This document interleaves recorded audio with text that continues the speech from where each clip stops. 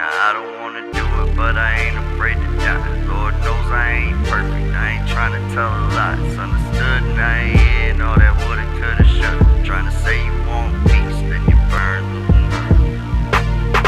the. It was my God's honest that I was all about a non-violent approach, but it seems truth was a non-topic.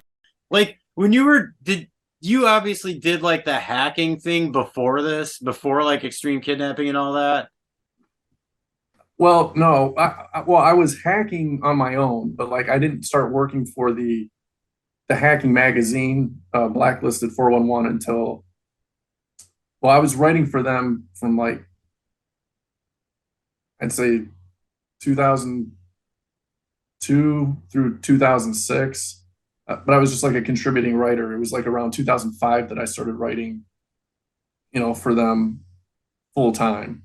So previous to that, you were hacking, like, was it more just like a hobby, like a challenge, or was there like a financial part to it? Or it was mostly for financial purposes. I was trying to like find, new ways to, you know, free up cash, from the system, So most of the stuff that I was doing was like, back then they called it phone freaking, and it was like hacking phones, freaking PH, instead of NF. And so there was all these different ways to hack phones back then because the telecommunications companies were using, by today's standards, primitive technology, and red boxing was a thing. And I remember when I bought my first red box, I thought I was so cool because I could go up to any payphone and make a free phone call, Yeah, cool. and there was all kinds of, different colored boxes, and every box did something different, There was like a prism box, a black box, a green box, so on and so forth. So I was, trying to learn about that stuff. And I was pretty good at social engineering, which is because I don't know if I think I mentioned before, I tried computer hacking. I wasn't great at it, and I didn't know enough of the languages and different things, and I didn't really want to learn them because it seemed really boring. So I fell into the scripts, and scripts are like already made for you. You just got to go find them and then you implement them. And it's on the computer and stuff, but like obviously somebody else already made the script for you, so you just use it. You're still hacking, but if you didn't have the script, you probably wouldn't know how to do it. You know what I mean? Right.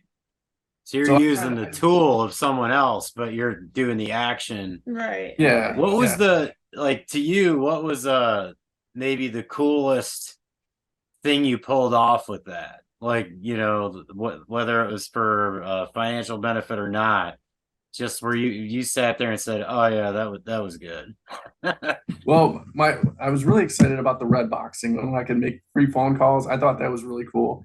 And then I got a tone generator, so I didn't need a red box after a certain point. I just had this tone generator, and it would make the signal that a nickel generates, and that a quarter generates, and that a dime generates.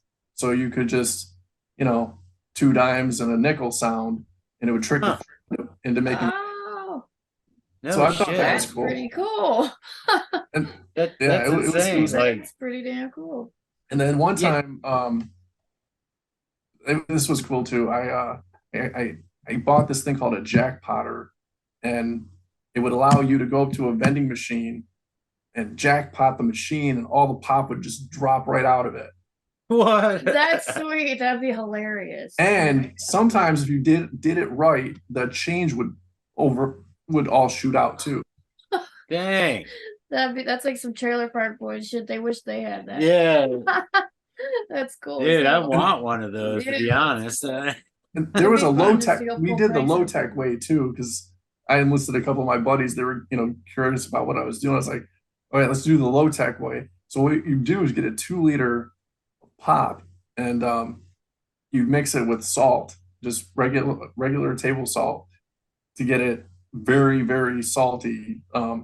Because now I don't know about the current vending machines, but back in the day, all you had to do was flood the vending machine with this saltwater solution, because salt carries a current, salt water carries the current, and as it's flooding over the control board, it would, like fire energy or, whatever, something to make, like. See, I heard stuff like this when I was younger, but I didn't know if it was a real thing. People were talking about doing this kind of thing to ATMs too. Right. Like, I'm not sure exactly what, but I definitely did not try it on an ATM because I actually bought the schematics for an ATM, and I was planning on doing ATMs, but that would not have worked. So ultimately, I didn't try ATMs because they were a little too complex for my skill set at the time, and I would have needed another guy at least to do it effectively. So I never got into the ATMs, but Understood, and I ain't hearing all that woulda, coulda, shoulda. Trying to say